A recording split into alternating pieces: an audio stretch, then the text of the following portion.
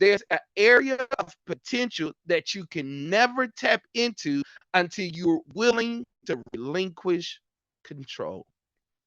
Right? I believe there's some potential in all of our lives that we can never truly experience until we are willing to relinquish control. Now, if you're used to being in control and having control, the idea of relinquishing control becomes a scary thought, right? But I want to push to you and encourage you and then let you know, hey, there's some things you will never receive, you would never accomplish until you are willing to let go. All right. Until you're willing to relinquish control. And here it is. And often in our life, even as we live life, we have to learn how to relinquish control. And now I want to turn the corner, and here it is, and put, especially as we talk about untapped potential, because the overarching idea of this idea is the potential that we have in God, right? And there's some things in our life that we have to learn how to relinquish control over to God. And let's be honest, even relinquishing control to God becomes a scary idea. Yeah, yeah. We want God to have our life and to take our life. We sing a song about this, but the idea of truly relinquishing all control to God can be scary because we don't always realize and know what that means. And I want to suggest to you that when we fail to relinquish control, especially over to God, we fail to tap into our full potential. Why? Because here it is. You, in your own power, can only do what you're able to do. I know that's a very basic revelation, but the reality is, in as long as you are in control, you can only do what you're able to do. Your capacity will always be limited by your own ability, which means you can only accomplish, you can only achieve things based on your own ability as long as you have control. All right. The moment you're willing in every area of your life to begin willing to relinquish control over to God, here it is. Now your capacity is based on God's ability. And whenever your capacity is based on God's ability, here it is, your potential then becomes unlimited. Yeah, and I believe this happens in every area of your life. As long as you maintain control of every area of your life, guess what? Your capacity will always be limited by your ability. But the moment you relinquish control to God in every aspect of your life, your capacity becomes unlimited because now it is based on God's ability. Why is I just let me push that a little further. Amen. And I know that gets scary, but I believe it's important that if we're truly want to experience the very best, and that's part of our vision as a church, that we have a heart for others to experience God's best. I believe the only way for you can truly experience what God has planned and sketched out for your life, guess what? By you allowing God to truly take control of your life. And when I say take control of your life, that means I'm inviting God into every action and decision in my life. Let me why is that important? Often we invite God into our plan and we want God to come into our plan and to bless our plan. But when we relinquish control to God, we then pursue God's plan for our life. Let me say it again. When we maintain control, we invite God to bless our plans. But when we relinquish control to God, God then invites us into God's plan for our life. So here it is. Let's go a little further. Then I'm gonna introduce the scripture so I can make my point for tonight, and I let go. Here it is. Most people truly don't depend on God until they come face to face to their limited abilities. Sometimes that's what it takes for us to learn that it's time for me to relinquish control. Sometimes we have to come face to face with our limited abilities. Meaning, when we find ourselves in a situation where we can't get out of that situation on our own, often that's the moment when you begin to relinquish control to God. But God says, no, before you even get to that point, if you just are willing to relinquish control now, I will begin to show you, here it is, there's so much untapped potential in your life. Because the moment you relinquish control, here it is, my ability is now based on God's capacity. What I can accomplish is based on God's capacity. What I can achieve, what I can make, what I can do, then becomes based on God's capacity. I want to demonstrate or show this to you in the scripture, and then we'll go from there. Watch this, Matthew 28. 28, Jesus has on the cross already. He's getting ready to ascend to heaven. He's having what I'm calling this last meeting with his disciples. And watch what he says, Matthew 28, verse 16. Then the 11 disciples went to Galilee, to the mountain where Jesus had told them to go. Verse 17. When they saw him, they worshiped him, but some doubted. Verse 18. Then Jesus came to them and said, all authority in heaven and on earth has been given to me. Why am I reading this? This scripture stands out to me because we know Jesus to be the Son of God. We also believe that Jesus is a part of the Trinity. So although Jesus is fully human, we also believe Jesus is fully God, right? But this scripture jumps out to me because Jesus is telling his disciples, all authority in heaven and on earth has been given to me.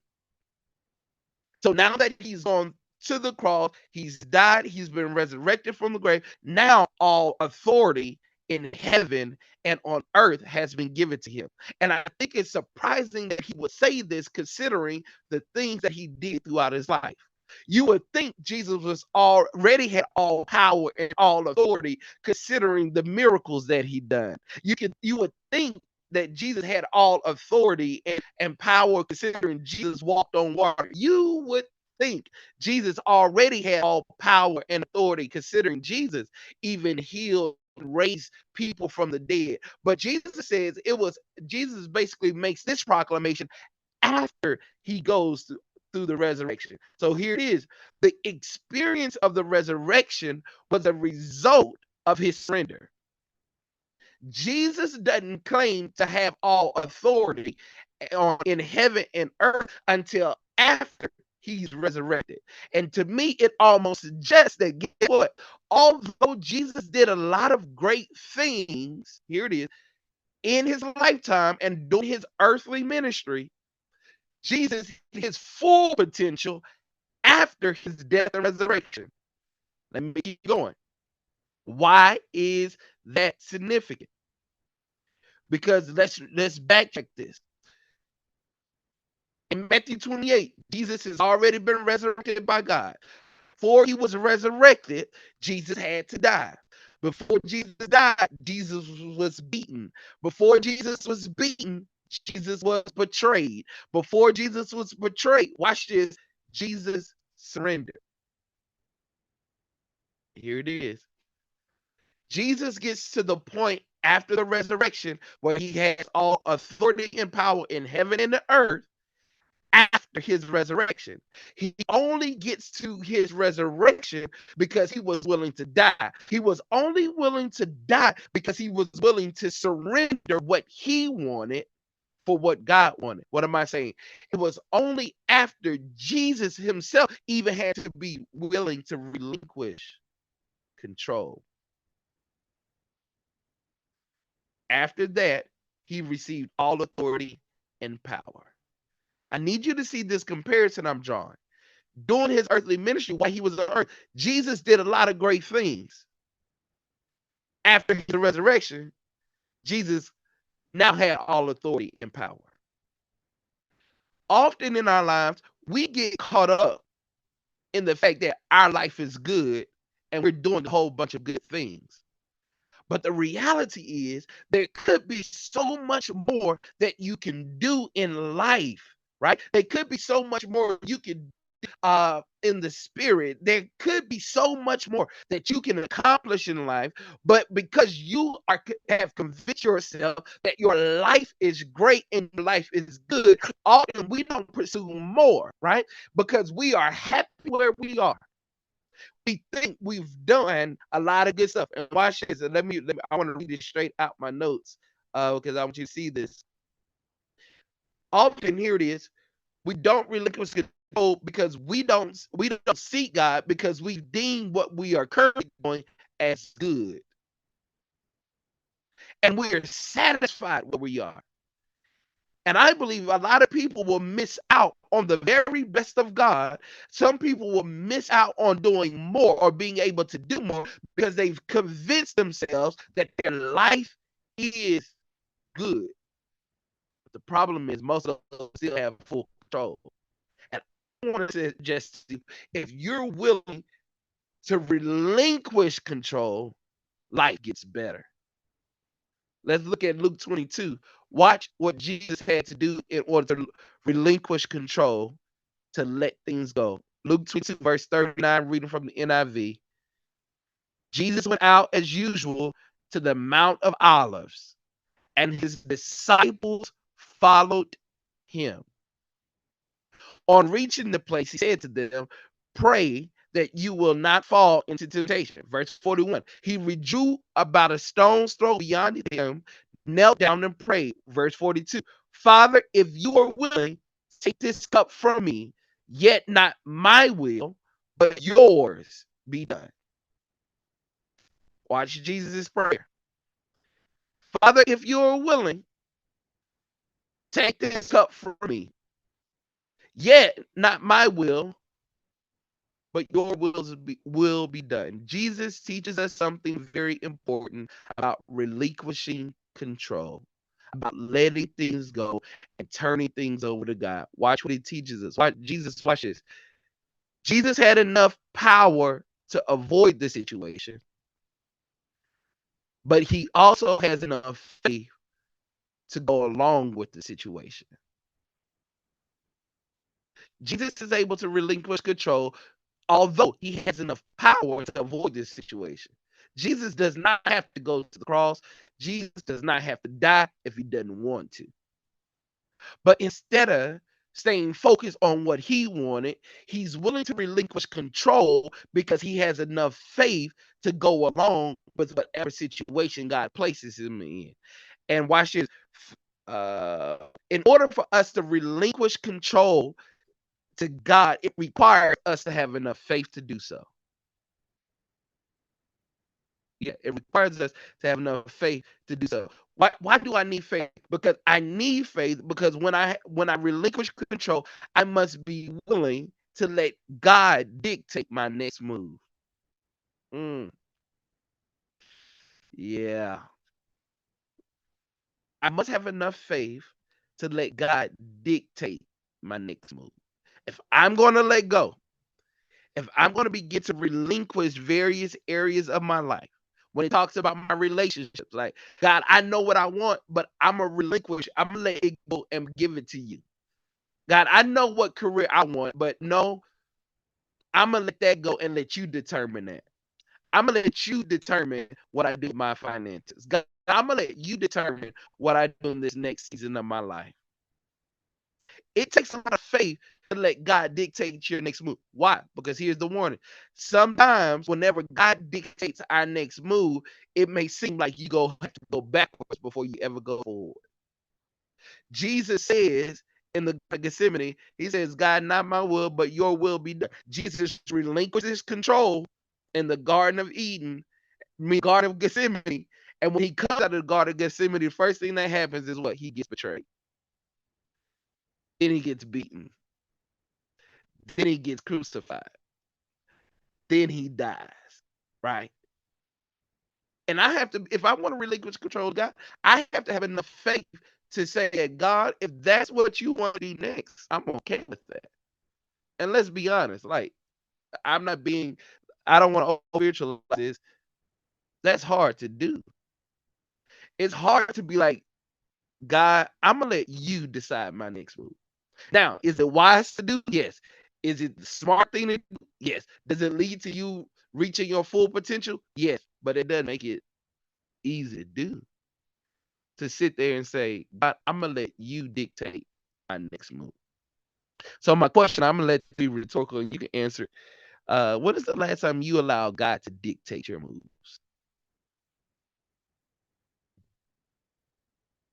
Yeah, when's the last time you let God dictate your move? Meaning, and I see Dr. Jazz has on IG. I remember we talked about this a long time ago in Bible study. When she used to share how she used to wake up and pray, God, show me someone you want me to talk to today, right? And I'm like, oh, that's real cool, right? Imagine doing that in every aspect of your life. Imagine you saying, look, I'm gonna let God dictate my every move. Meaning, God, I want you to dictate the job I go after. I want you to dictate the relationship I'm in. God, I want you to dictate how I respond to this. God, I want you to dictate whether or not I buy this. Watch what happens. If I have God to dictate everything, I must be willing and intentionally be willing and intentional about literally being okay with denying myself. But the story of Jesus teaches us that I believe, I want to suggest to you, Jesus never reaches Jesus' full potential until after he's willing to relinquish full control. That's why he says, not my will, but your will be done. He tells God at the end of the day, let me tell you what I want, God. But at the end of the day, I'm okay if you dictate my next move.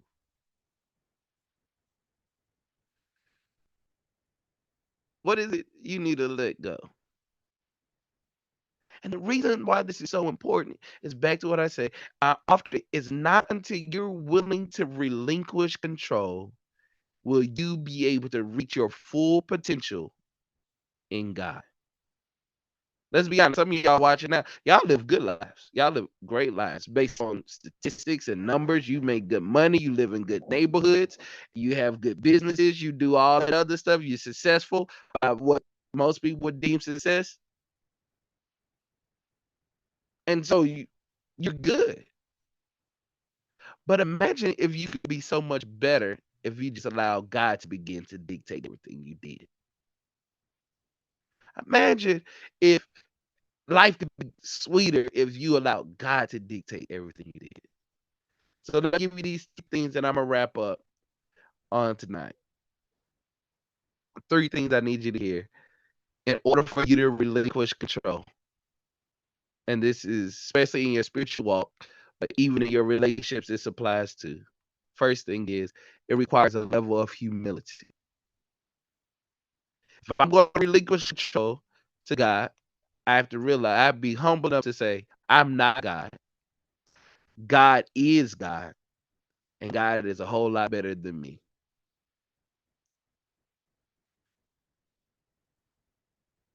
If I'm going to learn to relinquish control, I have to first have a level of humility.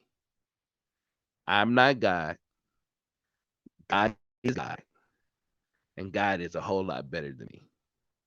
And the reason we say that is because when I make that proclamation, it now becomes silly for me to maintain control of my life. When I acknowledge God is so much better at this thing. God's plans are so much better than my plans. God's ideas are so much better than my ideas. It literally becomes silly to maintain that. Second thing, if you're going to relinquish control, you have to learn how to trust. I have to trust the fact that God's plan will always help me reach my full potential. Which means I have to then learn how to trust the process of God, meaning I have to be willing to go through it. I have to really be willing to trust the timing of God. I'm willing to wait for it, and then I have to trust the methods of God. I'm willing to do it. Yeah. But when I relinquish control, I'm trusting you to get it done. But as a part of that, I have to learn how to trust the process, trust the timing, and trust God's methods. And again, I want us to be honest with ourselves. This is what makes it difficult because God lets, yeah, y'all forgive me for saying this, but we family, we can say this. God sometimes uses some jacked up methods in order to accomplish his ultimate plan, right? And even in my life, I have not always personally agreed with God's methods, but I trust God enough to know that God, but this way results in what God has planned. I have enough trust in God's methods. I don't agree always with God's methods, but I trust God's methods enough to know that if I just follow them, if I just do them, I will reach the full potential that God has for me. And the last thing to suggest to you, if you're going to learn to relinquish control in every aspect of your life, one, you have to have a level of humility. You are not God. God is God. And God is a whole lot better at it than you.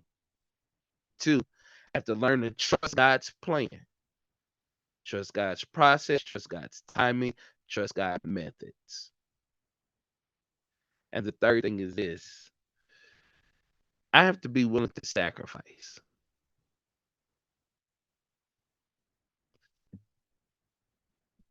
In the Garden of Gethsemane, when Jesus says, "Not my will, but your will be done," Jesus is willing to sacrifice his his plan. Ultimately, he's willing to sacrifice his life. Every time you give up control, you are sacrificing something. But the reality is, often it feels like sacrifice. And the reason I say it feels like sacrifice is because it feels like you're losing, but ultimately you're going to win. So I want to push this idea again tonight, just because I want to push the whole idea in the fact that guess what? There could be God may want to do so much more in your life and through your life. But the problem is you have too much control. Because you have so much control and you're holding on to see, you are inviting God into your plans. That's what you're doing. You're inviting God into your plans because you're telling God, God, this is what I want. God, this is how I want it. God, this is where I want it. God, this is what it should look like. And I believe if God answered all of our prayers exactly like we prayed them, I think we would miss out on a lot. But if we seek God and we are willing to let God dictate our moves, I believe our life will end up so much better. I believe you'll be a better business person if you let God dictate your next move. Yeah. You'll be a better husband, you'll be a better wife, you'll be a better parent if you let God dictate your moves. You'll be better on your job if you let God dictate your moves. But often we don't get there because we're too afraid to relinquish control. As I want to wrap up after an eventful Bible study on tonight, my question simply is this: what do you need to let go? What do you need to relinquish in order to reach your full potential?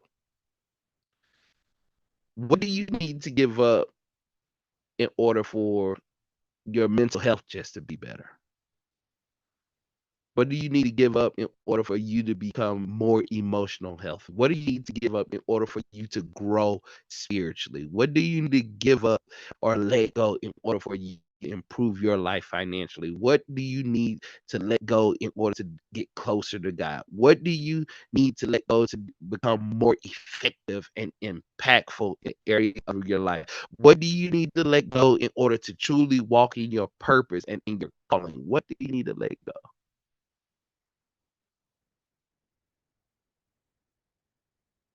And unfortunately, we refuse to let go. we continue to live lives full of untapped potential. I want to pray for you, then we wrap up. God, we just